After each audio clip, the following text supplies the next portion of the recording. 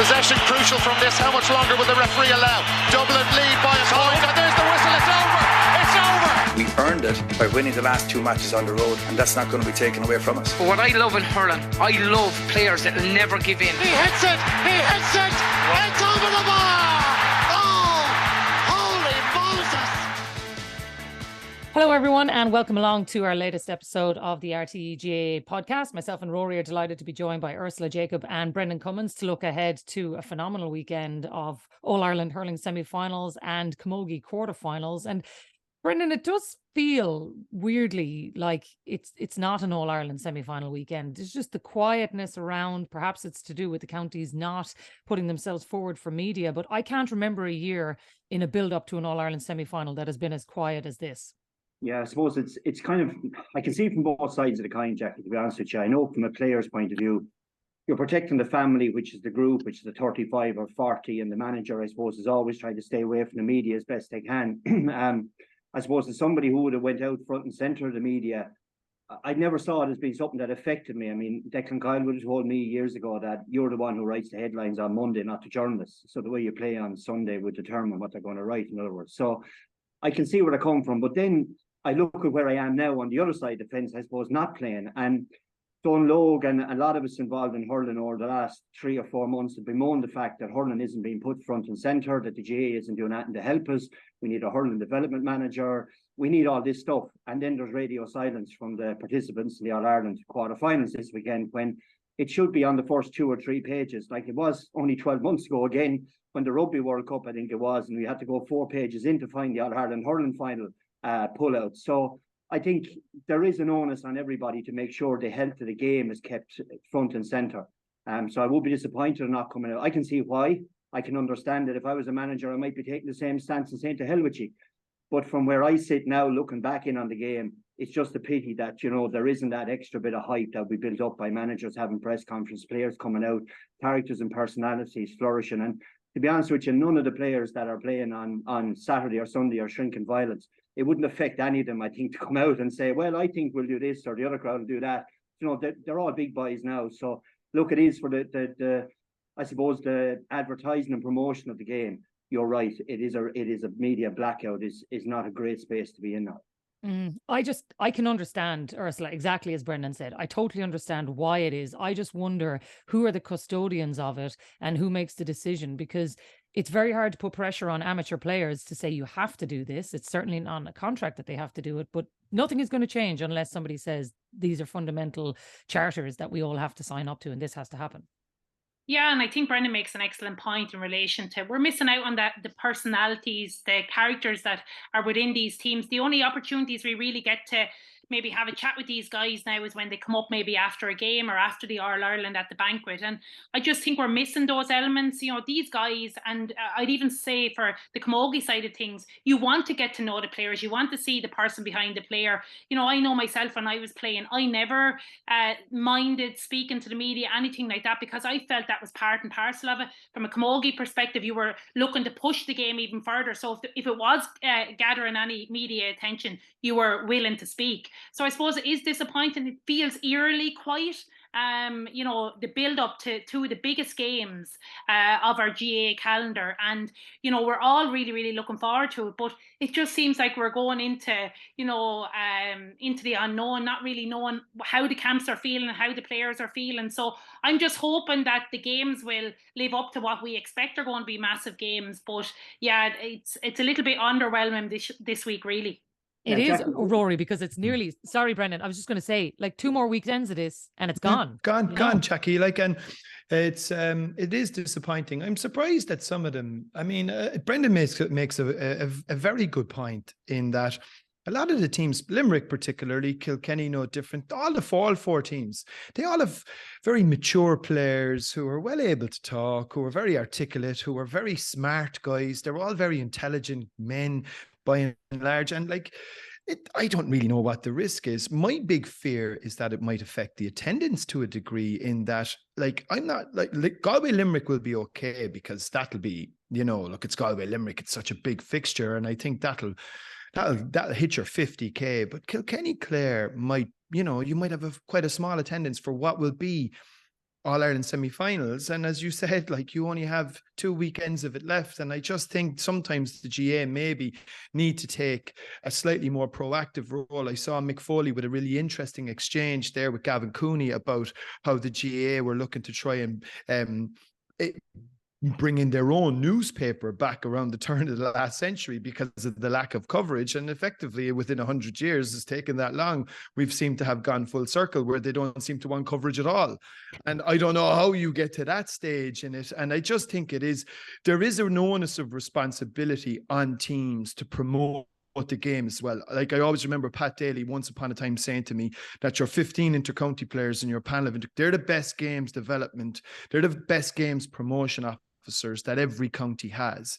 That's the best way to promote the sports in those counties, and to not utilize that on marquee events like All-Ireland semi-finals and finals seems like an opportunity lost. Sorry, Jackie, just think, when Ursula touched it there, these are all amateur players. Like, if I'm 22 or 3 years of age and I'm looking for a job coming out of college or university or whatever, I'd like to be out there and people see me as being articulate, intelligent, able to make a point clearly, able to sit in front of me, and they all can. It's not that any player, you could take 1 to 40 and any one of the 4 panels that are there this weekend and put them in front of the media, and none of them, I'm sure, would let you down, because they're all more, I suppose, media literate than maybe I was back in the 90s and 2000s, right? Because they're used to looking at Twitter and seeing all this kind of stuff, right? But it's a way of promoting yourself as well, because all of these guys are looking for jobs, and they're looking for high profile jobs. And if they can show a future employer, look, I can handle myself in this situation. I have leadership qualities. Exactly. I work well in a team. Communication.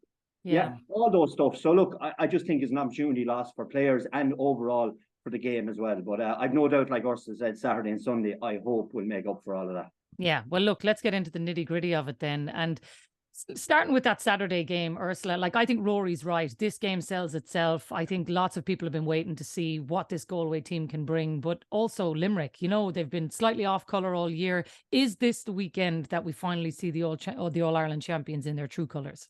I think so. I think Croke Park seems to bring the best out of this Limerick team. Some of those guys like Hegarty, even Lynch, Peter Casey have been maybe quiet at times during the Munster Championship. And I think this game on Saturday, I think we could see the very best of these Limerick players.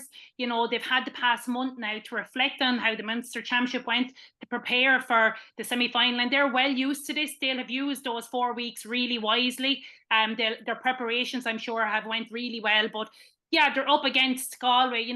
I was looking back at the 3 most recent championship meetings, and Limerick obviously came out on top in all 3 meetings, but there was only at the very max 3 points separating the teams. So, like, Limerick know that if the Galway we know that can bring that consistent performance across the 70 minutes, Limerick know they will have to, put in a huge performance. But my worry with Galway is that consistency. It's drifting in and out of games. They've been doing it all year. They were very inconsistent, and they should have put Tipperary away the last day. They were 8 points up after 50 minutes and somehow Tip clawed their way back. And, in the end, there was only 2 points separating the sides. My worry, if that happened on Saturday, Limerick don't give you that second chance.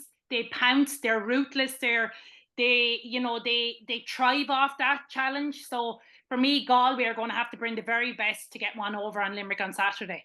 What will they have learned, Brendan, from last year? Because Ursula's right. There's still something in this Galway psyche that can't kill teams off, and they definitely won't get that chance against Limerick. No, they won't. And I think the big question for Henry and Richie, the coach, is what are they going to do with Cathal Mannion? Like last year, they positioned Cathal Mannion nearly as left half back to stop the run of Gillane.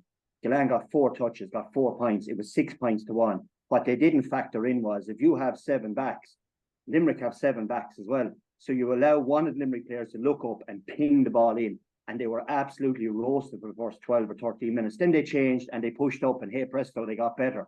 So the formula that bet Tipperary, the great respect to my colleagues in Tip, Limerick are further down the road.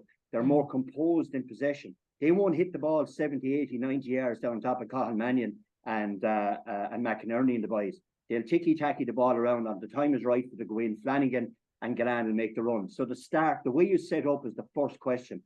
I think that Galway will probably have to push up and take a chance. because Mannion sitting there, he'd be like a dead duck on the edge of the D with the way Limerick play. The second thing is, if they do that, their subs then in the finish are going to be the ones that have to finish the game. Last year, they've really killed and come on, scored 3 points. The subs Galway brought in simply didn't get him across the line. Now, Tom Monaghan coming on against Tip was a huge plus. Henry said it after the game, my panel, my bench, my 40, we went to Ennis last weekend with a training camp. He's putting huge pressure on the lads coming on because he knows last year that's what caught him. That's what beat him. Limerick's bench was better than theirs. So I think they're better positioned this year to come from with 10 minutes left to be a point or two in it to say, right, I'm going to put on Tom Monaghan, I'm going to put on Jason Flynn, if that's the way it's going to go. And they're going to make an impact, which he didn't have last year. So I think Galway have come further down the road, but I would agree with Ursula. I still think Limerick will have too much of them when push comes to shove, even without Declan Hannon, who's a massive loss from whatever about Sean Finn being gone. Hannon is massive and certainly will give that Limerick or that Galway dressing room a huge boost to know that he's not going to be taking the field.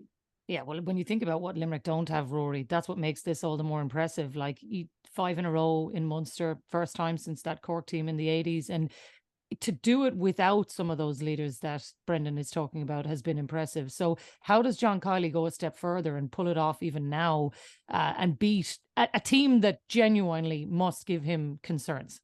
Definitely will give him concerns. I watched the game last night between Galway and Limerick from last year. Brendan was on co-coms. Actually, one thing that should be mentioned was we had celebrities in the crowd last year. Bill Murray rocked up, and one of the things that I was extraordinarily impressed with was the fact that Marty knew that he appeared in Cloudy with a Chance of Meatballs, but not Groundhog Day though. No, well, he mentioned Groundhog Day as well. Like, I mean, that was an absolute dinger. Yeah. But like last year, they were without Cian Lynch, who only came on quite late, obviously carrying a big injury. Limerick have shown that they can cope with absentees. Now, look, that's taking out a huge chunk of their defence with Finn and Hannon. Obviously, there's a bit of a conundrum. Does he drop Kyle Hayes back to the half back line and then maybe push Dan Morrissey out, Richie English potentially coming in that full back line? He has options. He's not going to be bereft of quality and choice when it comes to that. Now, will they be of the same level? That's the big question. I think a key thing last year, Jackie, and Brendan mentioned it in the commentary, in the first 15 minutes, I thought Galway should have been 7 or 8 points up. They were all over Limerick in that first 15 minutes, but they couldn't convert. And I think that's ultimately what did catch them, as well as the bench. Like, they didn't convert the chances that they had. Like, you have to remember, in the 66th minute, 4 minutes of normal time remaining, this game was level. Galway were right in this. I mean, Limerick didn't score for the first 10 minutes of the second half. There's a big change in that Galway forward line. Since then, Tom Monaghan, as Brendan mentioned, has lost his place. Now, with the 3 points from play the last day coming on against Tip, there is the potential that he may start this time round. I don't know. Brett, be interested in Brendan and Ursula's view on that. But a big thing for me is they've got to start converting those chances.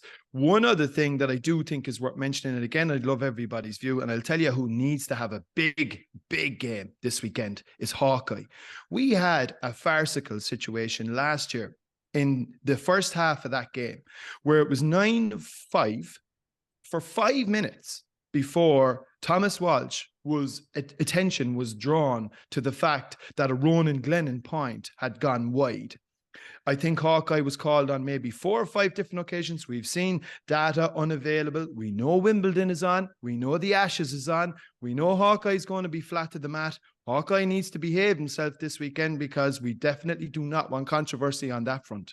Yeah, couldn't agree more. And for something that costs €8,000 there you go. a go, I don't think the GAA will put up with any more mishaps, to say the least. What about those other 2 points that Ursula, or that Rory raises then, Ursula? Be keen to get you and Brendan's opinion on Tom Monaghan. What does he do? And Kyle Hayes, what do Limerick do with him? So both of you, let's get your opinion on what you reckon both managers will do with those players.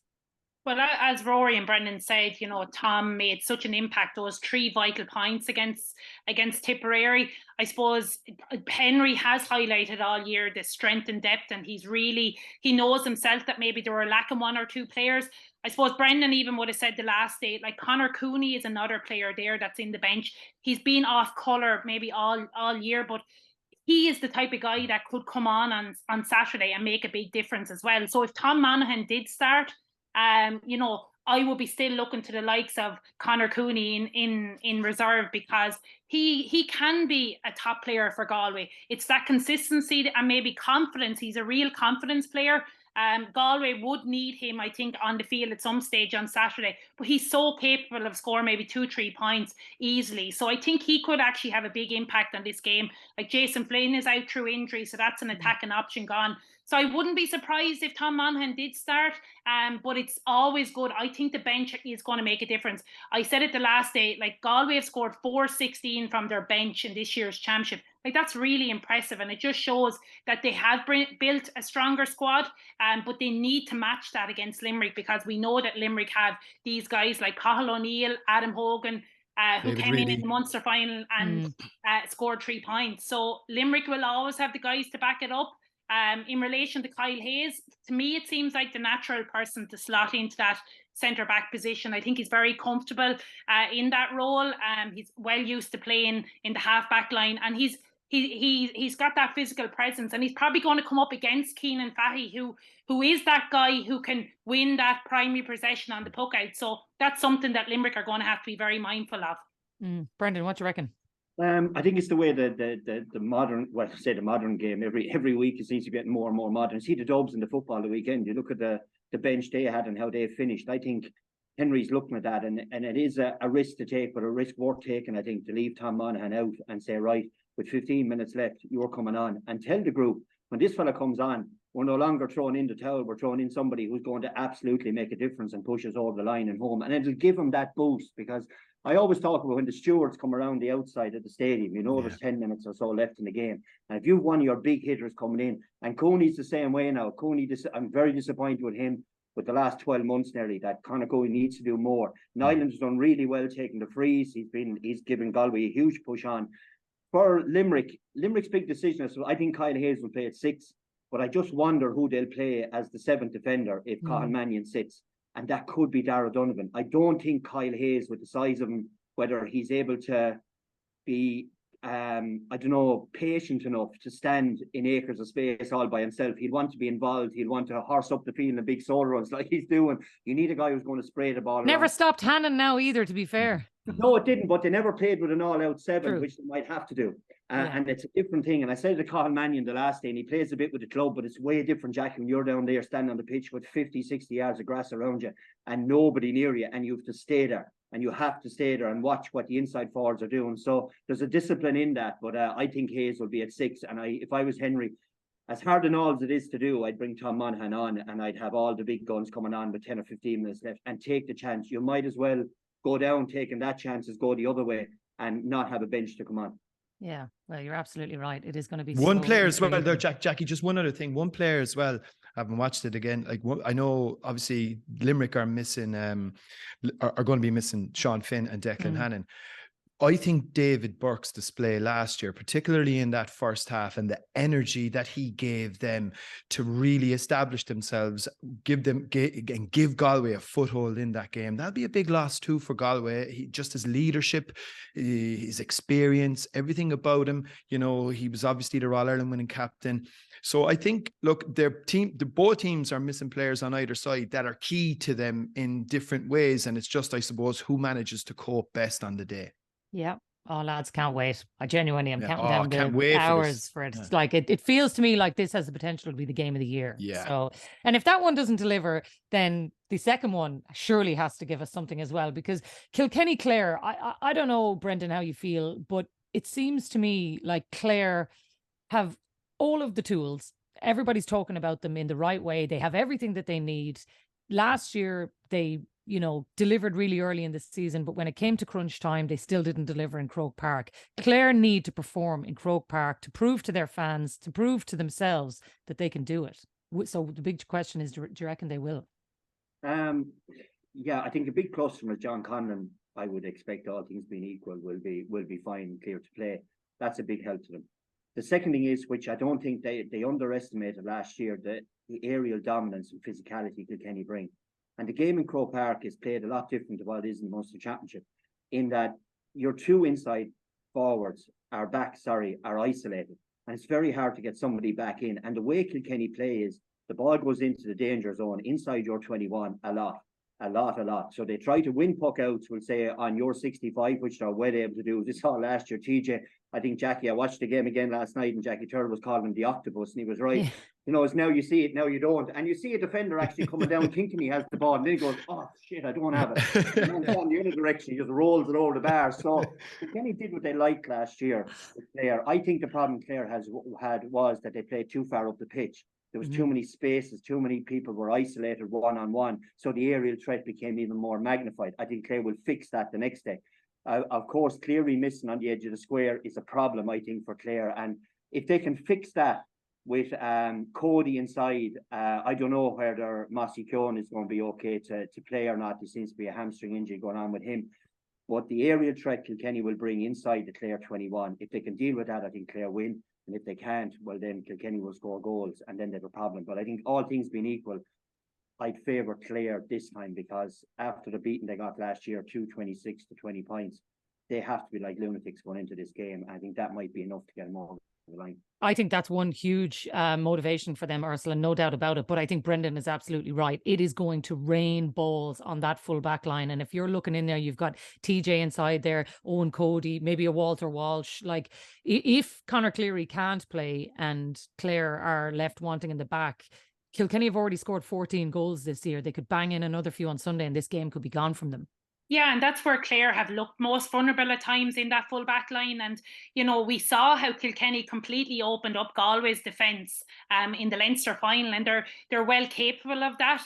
I don't think Clare will be maybe as flat or as poor as they were last year. They're going to be hurting massively from that. You know, they didn't do themselves justice. It was nearly like they still hadn't recovered from the Munster final loss last year. I think the game against Dublin kind of gets them back on track, gets the confidence going again. You know, the injuries would have been the worry for me since the Dublin game, because they didn't have David McInerney, Conlon went off, Conor Cleary. That's three big players from your defence as it is. So for me, if I'd agree with Brendan, if they can get, you know, dominant in that full back line, I think Kilkenny will be in trouble. But I think it's the lessons that Clare have learned since this time last year. And the big thing was, you know, Tony Kelly had such an off day last year. Mikey Buckler obviously tagged him everywhere he went in the field. He didn't score anything from play. So I expect Tony's going to really, really be chomping at the bit to get going on Sunday. I'd say he's going to have his pal alongside him again, though, Rory, because it worked last year. Yeah, it did. It did work. But like, the great thing about this Clare team is, as much and all as he's this just incredible talent, I don't necessarily see them being the one-man show that maybe Tony might have created that impression around Clare in times gone by. I was just looking through their top scorers. Tony Kelly, 532, obviously.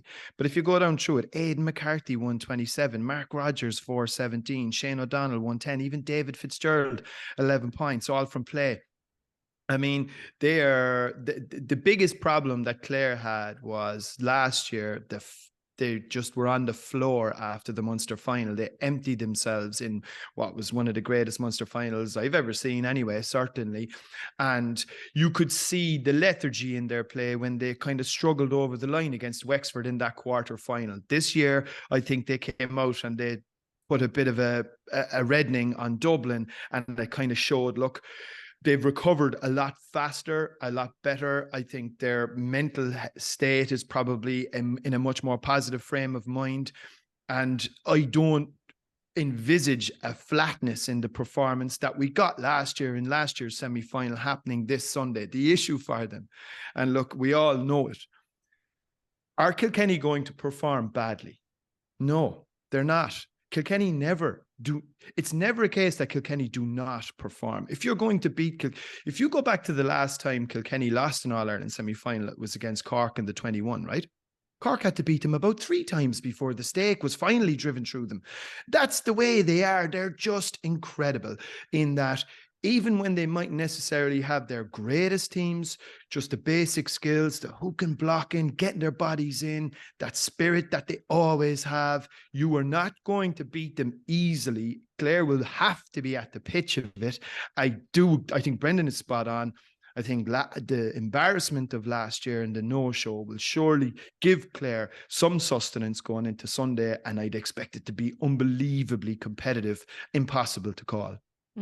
I do think, though, with Derek Ling being in there, like Kilkenny have their own motivations for this, Brendan. You know, like he wants to lay down his own marker with his own team, the things that he wants to do. Like people are talking about a lot of other teams' motivations, and Kilkenny will probably be happy enough that they're sitting quietly in the background. But I'm sure that he is absolutely bursting to put his own mark on this team.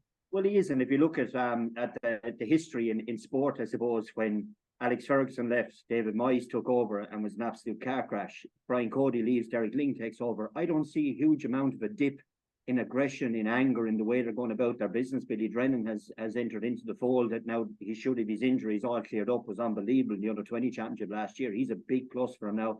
If Mullen's thumb has cleared up, which I hear it might be, he's a big plus as well. So Derek Ling is going, you know what? This Kilkenny steam juggernaut keeps going. Like Rory said, it's in their DNA. I've given years in dressing rooms going, why can't we be like bloody Kilkenny? Hard to beat. Why do we collapse, break?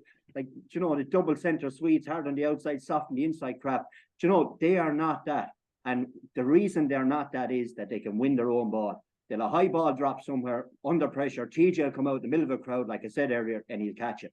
And he breaks momentum. They can break your momentum. There'll be 4 and 5 fellas chasing down Clare lads, and how Clare deal with that pressure cooker. But Derek Ling has done a fantastic job in keeping continuity, in seeing no major change other than, yes, they are going shorter on the puck out. Yes, their cornerback is scoring goals in matches, which mightn't have happened under Brian Cody.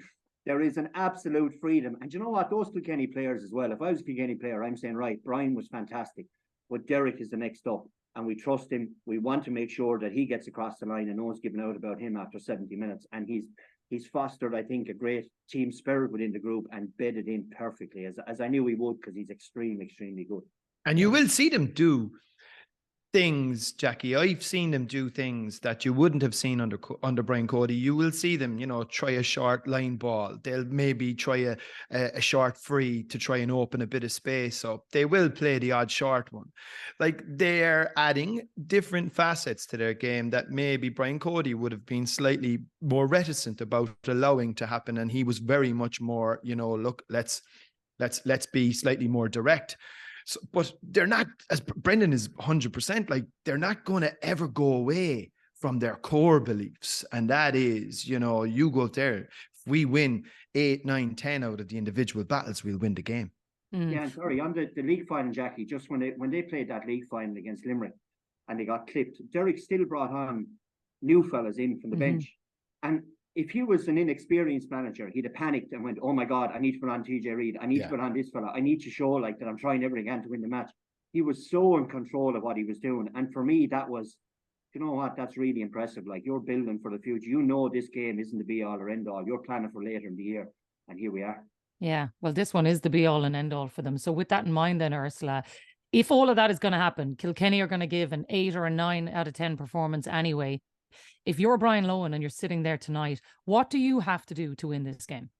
Well, I think Clare will need goals, and I think they have that threat going forward. And I think in particular around that middle third where David Fitzgerald, Ryan Taylor, Cathal Malone, these guys are running at pace. And then you've got the likes of O'Donnell, Mark Rogers, Tony Kelly, these guys then running off the shoulder. And that's something that I think, Clare have in their back pocket. And I think they have the potential to get 2 or 3 goals here on Sunday.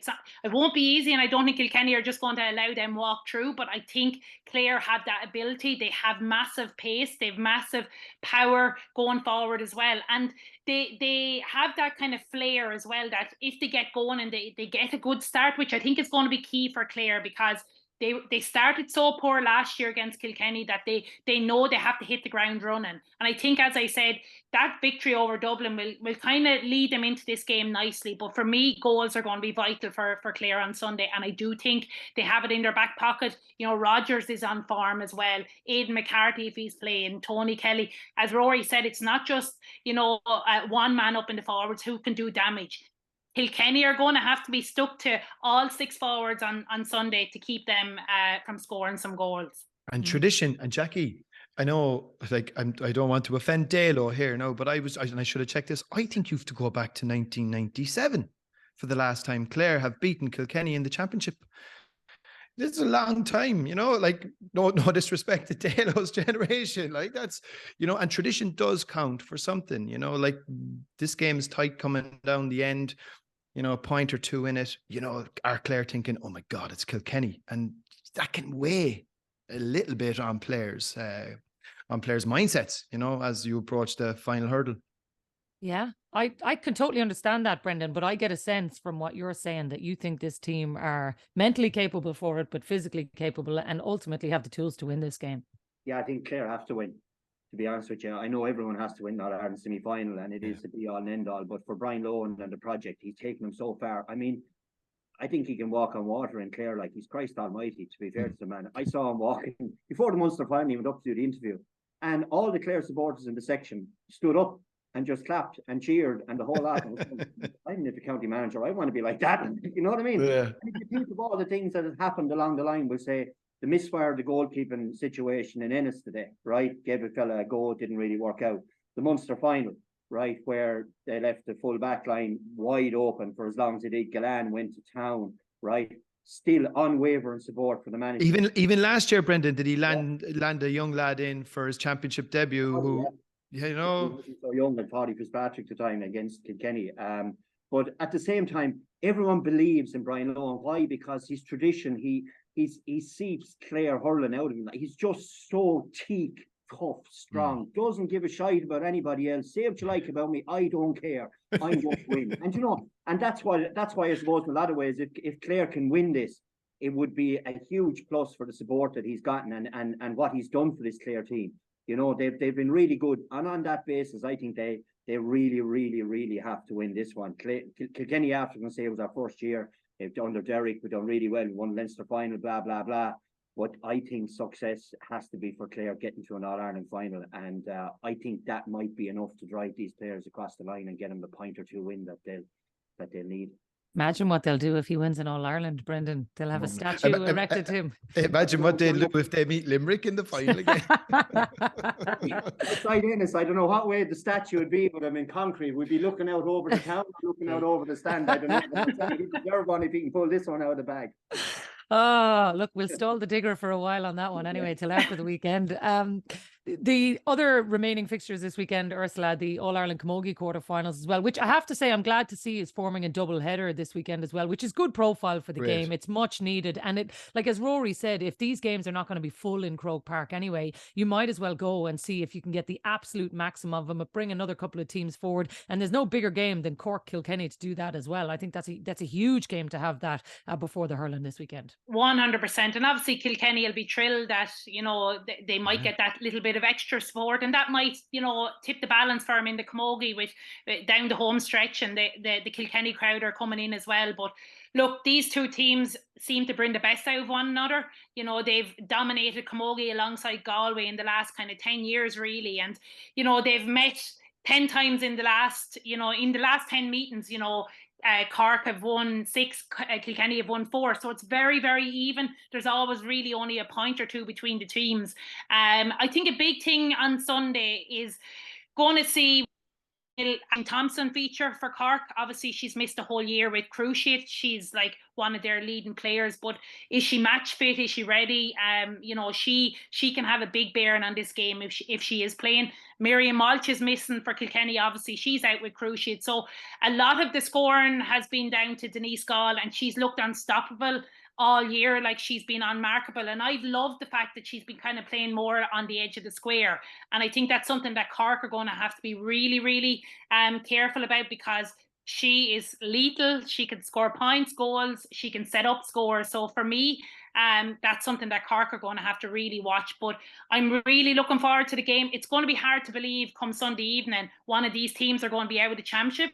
I was looking at the last 20 years, and Cork have been in a semi-final or a final the past 20 years. I think the last time that Kilkenny didn't reach a semi-final was 2012. So we're not used to seeing the likes of Kilkenny, Cork not reaching a semi, but I suppose that's the way the draw went. And it's Tip's opportunity to get maybe one over on Antrim on Saturday, because Tip have been kind of pushing for the final spot in the last number of years. So it's all to play for, but I think we're in for a cracking game on Sunday. It was it's been for Kilkenny that game against Wexford, when they threw it away in the last 2 or 3 minutes, we'll say that's really where it has landed them where they are now. I think for that reason, I'd be saying that Cork, I think, would have enough to get over the line. I'm just not so sure where Kilkenny are at. I mean, in fairness to Downing, he's done a good job, and a draw against Tipperary as well, who are absolutely flying now. Have been going really, really well. But down in Nolan Park, normally Kilkenny would have beaten Tipperary, but Tip would be delighted to get the draw. But overall, that game against Wexford, I think, is the one that will probably come back to haunt Kilkenny. And look, they're all Ireland champions though, Rory. Like, you just don't know what this team are going to bring at the weekend, because Ursula's right, they can turn it on like that. There was only a point in it last year, Ursula, wasn't it? Yeah. Between the two teams in the final. So there's not going to be much in it. And we did a piece with Denise Gall. She was the nominee for Sports Person of the Year a couple of years ago. And she mentioned one of their games was played in advance of one of the men's games in the lead into it. And it was their first experience really of that roar when a score went over the bar. And she said, like, the very first time it happened, it was almost frightening because they'd never experienced it before. And like, I think that's going to be a great thing for all the players on Sunday. Now, I just hope the Clare crowd give Cork a small bit of support, because they'll be obviously well outnumbered, and it'll be a great opportunity for people to get in early. I think it should be a great contest. I do think it's a little bit of a shame, that one of these teams is going out so early. But sure, look, that's just the way, as Ursula mentioned, the draw is. Having said that, I think it's important for Camogie that new teams come to the fore. I mean, it's a while now since your team were up there able to compete, Ursula, and I think it's important, and it's great to see that Tipperary, Wexford potentially are back in the mix to try and add a bit more depth into that championship. Yeah, and I suppose even just to say Watford reaching, they're straight through to the semi-final. Yeah. And Watford, exactly. Watford beat Cork in the Munster Championship this year. I think the likes of Watford and Tip are not too far away from these top three teams. I think Tip, if they can get over Antrim on Saturday, I have a feeling this is going to be Tip's year getting into a final. Yeah, and Antrim, it's a big story for Antrim as well. Like, I mean, we're talking about developing the men's game, getting teams up. Antrim is 41 years since they've gotten to this stage of the championship, and there's a huge buzz up there around it. And they'll see a big opportunity beating Tipperary on Saturday evening as well. Although, in fairness to Tip, Dennis Kelly's been doing magical work with the girls. The drive is back within the group, and they've been doing really, really well. But it's great to see Antrim flourishing as well in Camogie and getting to the big stage and getting into Croke Park and getting a go out there against Tip. Last thing on this, Ursula, one thing I did notice in the run up to it is obviously there has been protests ongoing. The Camogie and ladies footballers all year have been playing under protest. In fairness to them, they are continuing to play in the championship, but we've seen disruption to throw-in times. We've seen them wearing T-shirts. We've seen them standing together, united. And from what I see this week, it seems that the men are certainly standing alongside them. I don't know if that's going to continue into the weekend, but it has been, I think, a big positive for a lot of the female players to see that their male counterparts are now standing with them. I think it sent out a really strong message, and I'm delighted to see that the male side have come out in support of the Camogie players and ladies footballers, because look, I've been fierce proud of how the girls have handled the situation over the last number of weeks, and they've, it's building up momentum, and I think it's going to be great at the weekend as well. I've no doubt they're going to do something similar, whether it's delay the starting time or stand united together. But to me, it was very strong that it was very important that the guys came in and backed the women, because they understand. Would the likes of TJ Reid, Keane Lynch, any of these guys settle for substandard supports? No, they wouldn't. So it's important to recognise how important that the girls should be fully supported and backed as well. And I hope that things will start to happen soon, rather than just the constant talk around it. Obviously, integration is going to massively help, but we can't wait for integration to happen for all these supports to come in play for the Camogie and the ladies footballers. So look, I'm very proud of how the girls have handled themselves, and I just hope that the Ladies Football Association, the Camogie Association, the GA all start to talk together. They need to be united now. Like the players, they need to be united and listen to the players, because the players are at the heart of everything. The players are who matter, and the players who drive on the game of Camogie and ladies football. And I think, Jackie, as well, I think, I know Ursula mentioned about integration and potentially that is something coming down the line. You guys brought it up on the nighttime program with Paul Flynn a couple of weeks ago, and I thought he spoke brilliantly about it in terms of what Jarlath Burns should basically have top of his in tray when he takes over as president. I do think that's a big part of all of this. I don't think integration can happen fast enough. I think having 3 separate associations is just daft. I think I know it's complicated. I know there's issues around how you integrate assets and mileage, and you integrate finance and integrate facilities and all of that. But look, if it works at ground level, I'm involved in a club here. We've operated a one club policy for a long time. Everybody gets treated the same. The girls, the boys, we just run a hierarchy. Championship trumps league trumps a challenge match, and a challenge match trumps friendly. And it doesn't matter if it's male or female. It's a simple policy. It seems to work in most clubs. I don't really understand how then it gets that complicated when it gets further up the food chain. And as soon as it happens, the better, as far as I'd be concerned. It's just a case of when, though, Brendan. You know, like, I am hearing that Mary McAleese is doing her utmost to try to make this thing happen, but they're still in a listening phase, from what I understand, until the end of 2024. I heard Aisling Maher, the Dublin Camogie captain, saying players just can't wait that long. You know, like, you've got players who are in the prime of their career, in their late 20s at this stage. If they have to wait another 4 or 5 years, we're going to see the intercounty careers of some of our best ever players dwindling before our eyes, because they just won't be able to afford to keep playing this game. No, they won't. And I remember initially when the GPA were muted, I remember down to Mallow to a meeting. I think it was James O'Connor was down there as well as chairing it, and a number of representatives are picked, and we're in a kind of a dusty back room of a hotel in Mallow having this chat about what was going to happen about player welfare and all that. And now I think what will be needed is a pathway. I think what everyone wants to see is progress, stage by stage by stage. And there's a lot of noise when players are playing. I mean, you can have the protests, and it's right to keep the drum banging, and that's vital to what the Camogie Association, what everyone is trying to do. But the key will be in September, October, November. They're the key times to keep this on the agenda as loud as it is today, because that's exactly what's going to need to happen. Because when players stop playing, it's like they go back to their clubs, they go back sheepishly, all this kind of stuff start happening. Administrators start doing their thing again, they start administrating. I think every one of us that has any voice, I suppose, across any network needs to keep the drum banging here and force a pathway. And in fairness, Mary McAleese, all of those great advocates for it will keep doing that, but they can't just do it on their own as a figurehead. They need the support from the bottom. And I believe change is coming, and I believe change will come quickly this time, because that drum is not going to stop banging.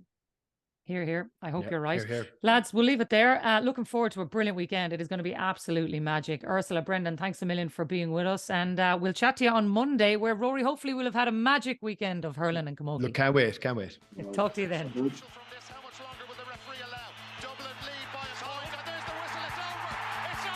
We earned it by winning the last 2 matches on the road, and that's not going to be taken away from us. But what I love in hurling, I love players that will never give in. He hits it!